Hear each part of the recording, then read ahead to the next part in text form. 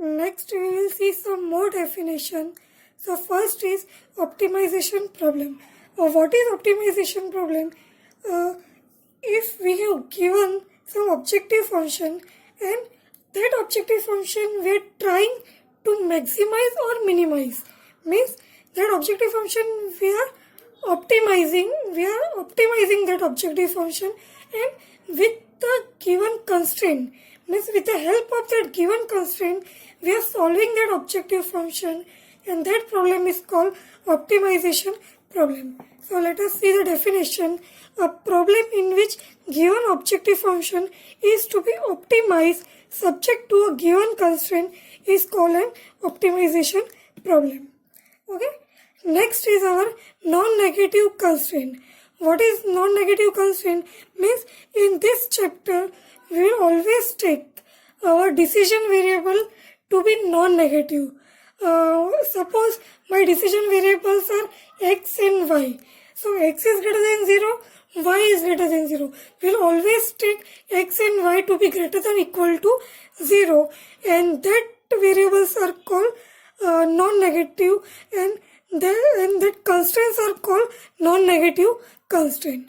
Okay, and non-negative constraint arise are not due to availability but from the practical point of view.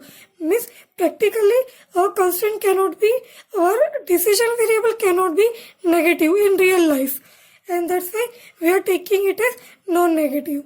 Okay. Next is feasible solution. So what is feasible solution? A feasible solution is a solution to the optimization problem which is consistent to all the constraints. Means a solution that satisfy all the constraints. Means either there are 4 constraints, there are 5 constraints. A solution that satisfy all the constraints, and that solution we will call as feasible solution. Okay, there may be many feasible solutions to a given problem. Next is optimum solution. So the solution among all the feasible solutions for which objective function is optimized is called optimal solution.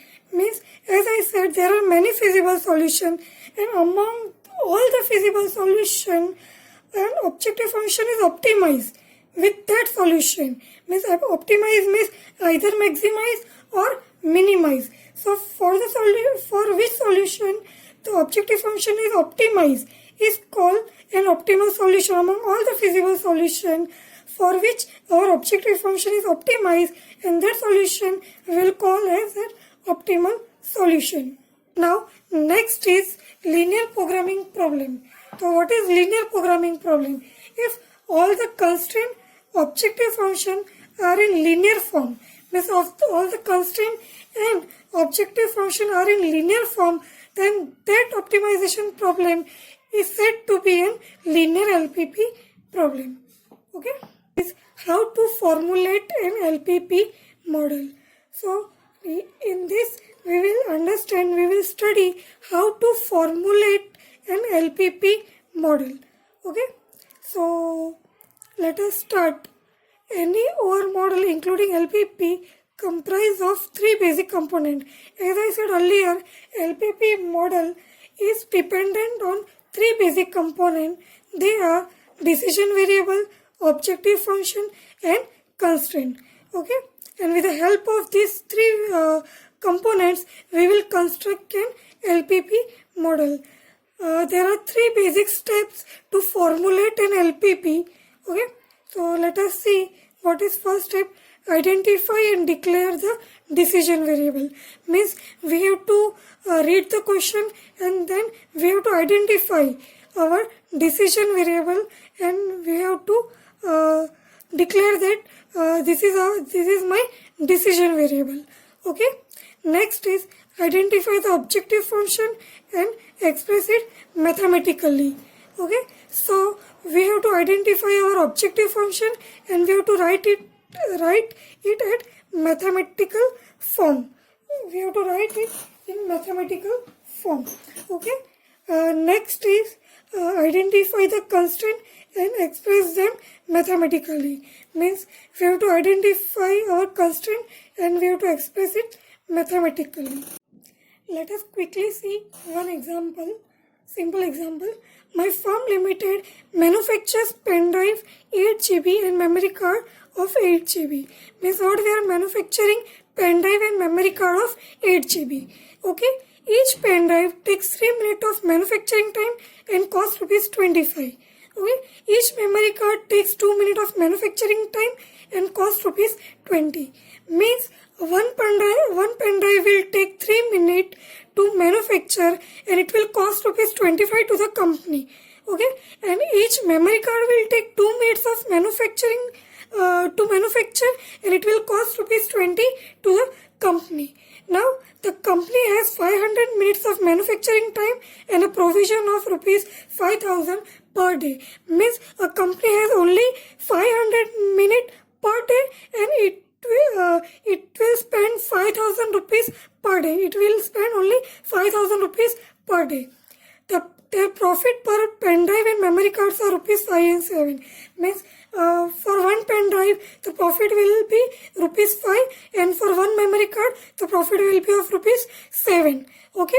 And now what our main question is? Our question is to maximize the profit. Okay. So first of all, what we have to do? First step is to do identify our decision variable. Okay, our profit is depend on manufacturers of pen drive and memory card. Okay, so for that, let the numbers of pen drive and a memory card to be manufactured by X and Y. Means numbers of pen drive to be manufactured per day is X and memory card to be manufactured per day is Y. Okay, that much production we are doing. X and Y. So X and Y will be our decision variable.